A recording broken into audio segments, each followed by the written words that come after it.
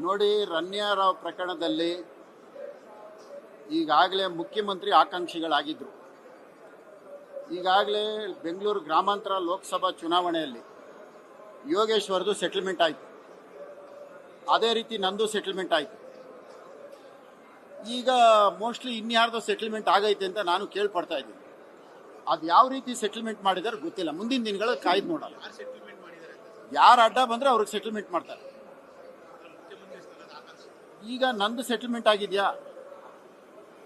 Yogeshwar settlement ಆಯ್ತಾ? ರೇವಣ್ಣನ settlement ಆಯ್ತಾ? Ramesh Jarkiholi settlement ಆಯ್ತಾ?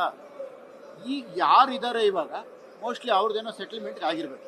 ಒಟ್ಟಿನೊಳಗೆ ಸೆಟಲ್ಮೆಂಟ್ ಆಗತ್ತೆ. ಅದು ಸೆಟಲ್ಮೆಂಟ್ ಆದ್ಮೇಲೆ, ಇವಾಗ ನಮ್ಗೆ ಆದ್ಮೇಲೆ ಗೊತ್ತಾಯ್ತು. ನನಗೂ ಗೊತ್ತಿರಲಿಲ್ಲ. ಎಲ್ಲರದ್ದು ಆದ್ಮೇಲೆ ಗೊತ್ತಾಗೋದು. ಇವಾಗ ನೆಕ್ಸ್ಟ್ ಮುಂದಿನ ದಿನದಲ್ಲಿ ಕಾಯ್ದು ನೋಡೋಣ ಯಾರಿಗೆ ಸೆಟಲ್ಮೆಂಟ್ ಆಗೈತೆ ಅಂತ. ಯಾಕಂದ್ರೆ ಇಬ್ಬರು ಸಚಿವರು ಅಂತ ಹೇಳಿದ್ರಲ್ಲ, ಆ ಇಬ್ಬರು ಸಚಿವ್ರಿಗೆ ಯಾವ ರೀತಿ ಸೆಟಲ್ಮೆಂಟ್ ಕಾಯ್ದು ನೋಡೋಣ.